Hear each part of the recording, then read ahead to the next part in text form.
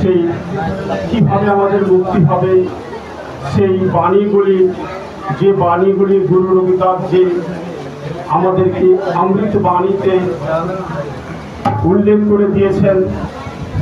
আমাদের এই পবিত্র গ্রন্থ অমৃত বাণী গুরু রবিদাস জি, এই অমৃত বাণী এখানে স্থাপন হয়েছে। আপনারা এখানে দেখেছেন, এখানে রাসেল বাবু খুব সুন্দর করে তিনি অমৃত বাণী পাঠ করেছেন এবং ভারত থেকে আগত বাবাজি সুখদেব জি তিনিও ওনার প্রবচন করেছেন গুরু रविदास जी সম্বন্ধে। আমাদের কাছে খুব ভালো লেগেছে। हमारे पास बहुत अच्छा लगा है उनके प्रवचन, उनके बताया हुआ वाणी हम सब याद रखेंगे। हम और भी एक बात कहना चाहता हूँ, जो सुखदेव साहब जी हमारे इस प्रोग्राम में आकर इसका ऐसा रौनक चमका दिए हैं, तो और भी आकर्षण करके रखे हैं। तो हमारे रविदासिया, बांग्लादेश के रविदासिया की ओर से उनको बहुत बहुत बधाई देता हूँ। और सबसे बड़ा बात है कि गुरु रविदास जी का जिला मोमिन सिंह का जितने भी हमारे रविदासिया भाइयों लोग हैं, बहनों लोग हैं एवं वयोज्येष्ठ संत महंत जितने भी नेता यहाँ आए हैं विभिन्न जगह से, उन सबको हम मुबारकबाद देता हूँ, बधाई देता हूँ कि इस अनुष्ठान में आकर हमारे इस अनुष्ठान के सफल की तरफ ले जा रहे हैं। और बहुत अच्छा लगा है कि हमारे रविदासिया समाज की नहीं, ये धर्म खाली रविदासिया समाज के नहीं, अर्थात এই ধর্মটি রবিদাস সমাজের জন্য নয়, সারা বিশ্বের মানব জাতির জন্য। সারা বিশ্বের মানব জাতি রবিদাস ধর্মগ্রন্থ পাঠ করতে পারবে, সেভাবেই গুরু রবিদাস জি এই বাণীগুলি আমাদেরকে দিয়েছেন। তো যাই হোক, আমি এখন গুরু রবিদাস জির জীবনীর দিকে চলে যাচ্ছি। পৃথিবীতে যখন এই মানবতার বিরুদ্ধে জুলুম অত্যাচার হয়, তখন ওই ঈশ্বর স্বয়ং আবির্ভূত হন এবং পথভ্রষ্ট মানব জাতিকে পথ দেখান। ইতিহাস সাক্ষী যে যুগে যুগে ঈশ্বর মানবতার কল্যাণে আত্মপ্রকাশ করেছেন।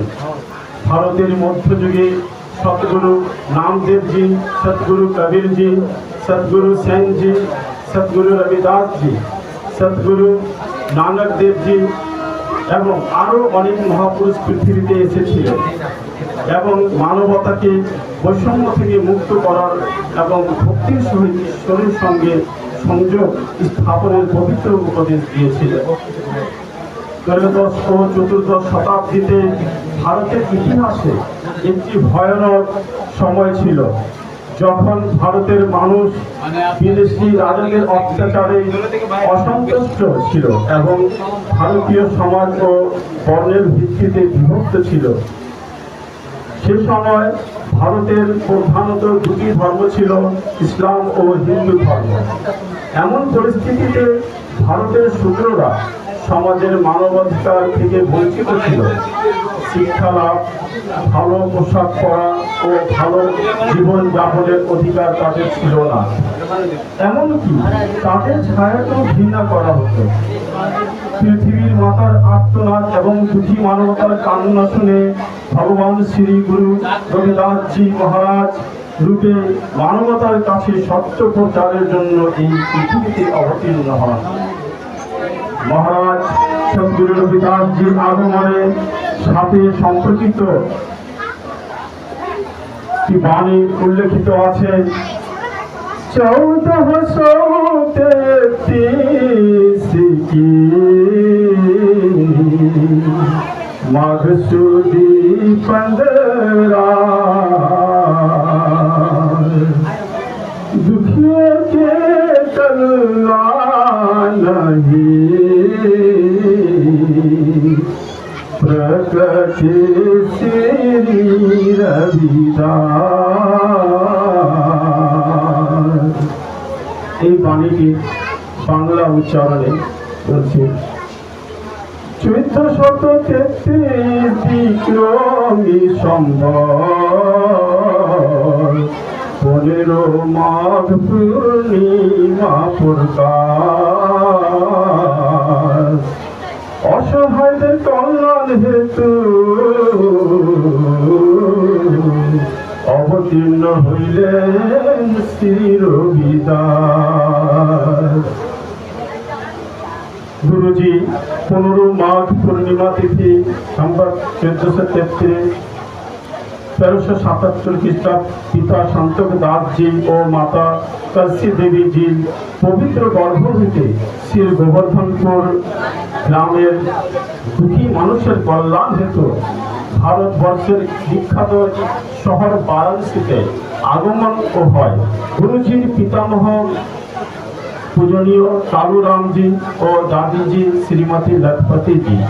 গুরুজির আগমন ছিল পৃথিবীর ইতিহাসে একটি অতি পরিচিত অলৌকিক ঘটনা, যার উদ্দেশ্য ছিল শতাব্দীর পর শতাব্দী ধরে বর্ণ বৈষম্যের শিকার মানব জাতিকে মুক্তি দেওয়া এবং গোটা বিশ্বকে একতা প্রদান করা।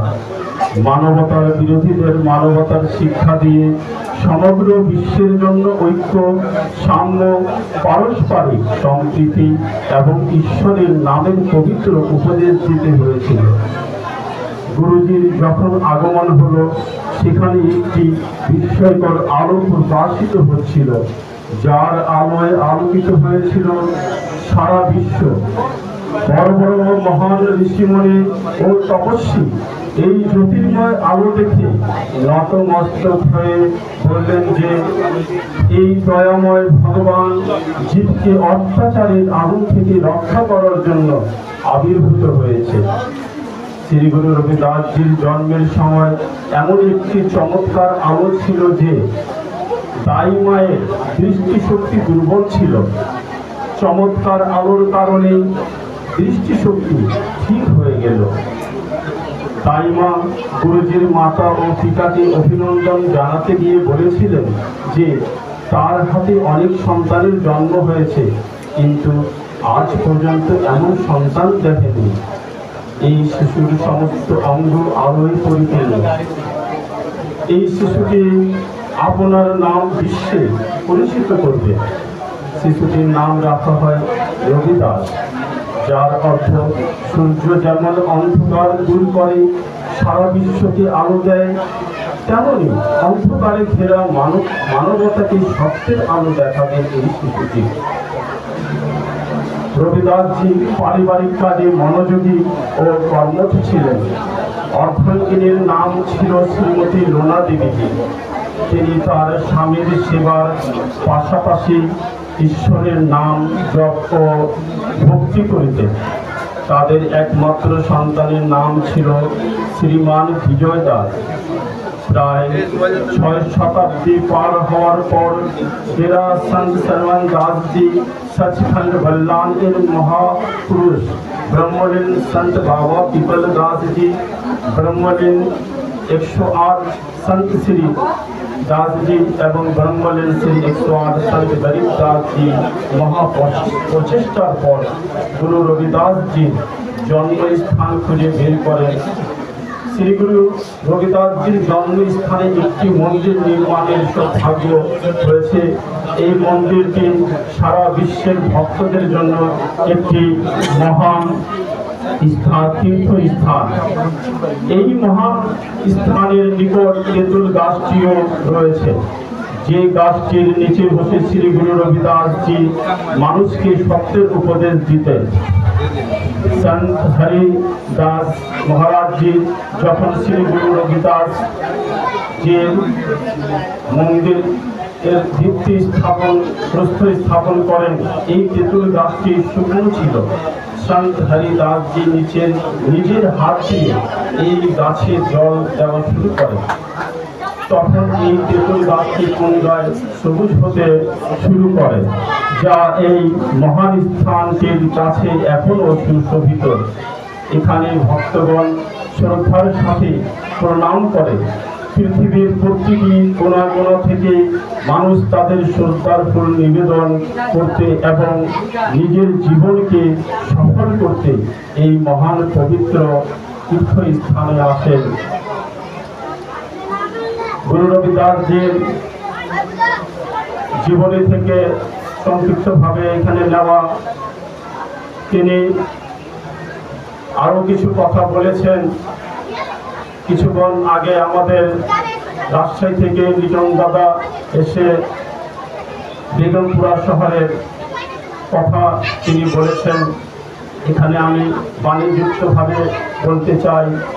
রবিদাস जो है बेगमपुरा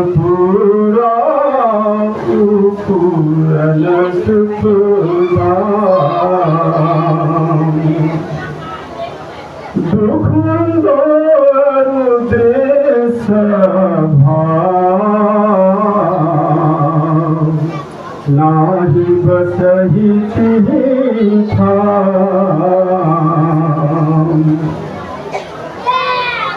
তার অর্থ হচ্ছে সদ্গুরু রবিদাস মহারাজজি বলছেন যে যখন কোনো জীব ভগবানকে মনে প্রাণে জপ ও স্মরণ করে প্রভুর সাথে লীন হয়ে যায়, সেই স্থানটি বেগমপুরা, যেখানে পৌঁছালে প্রতিটি জীব দুঃখ কষ্ট হইতে মুক্তি বা মোক্ষ লাভ করে। সেখানে মানুষ ঈশ্বরের আনন্দময় সুখ লাভ করে, যেখানে কোনো দুঃখ শোক ও বিদ্বেষ থাকে না।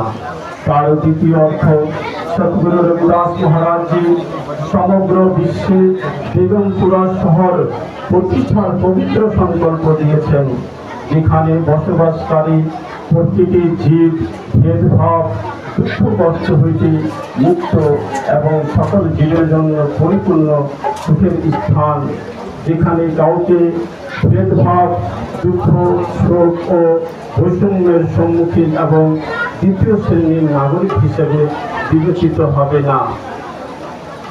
এখানে